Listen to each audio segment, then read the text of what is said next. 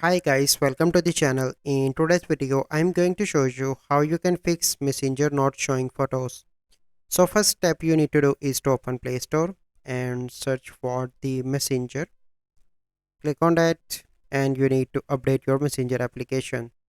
Once you done that, you simply need to go into settings of your smartphone and scroll down and go into the app management.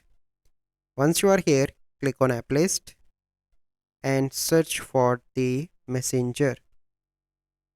Click on that. Here you can see different options. Click on storage and cache. The first step you need to do is to clear cache, and after that you need to clear storage. Once you done that, you simply need to go back and allow all permissions from here like this. So once you complete that step, you need to go back and you need to restart your smartphone, and after that your issue will get solved. But let's suppose if you are still facing an issue, you simply need to check your internet connection and make sure you have a good internet connection, and then you need to open your messenger and log in into your messenger account. So now I'm going to show you that in this conversation you can see a picture. So here you can see. So this is the process that you need to follow. So I hope you find this video helpful. If you find this video helpful, must like this video, subscribe to our YouTube channel for future videos. We'll see you in the next video.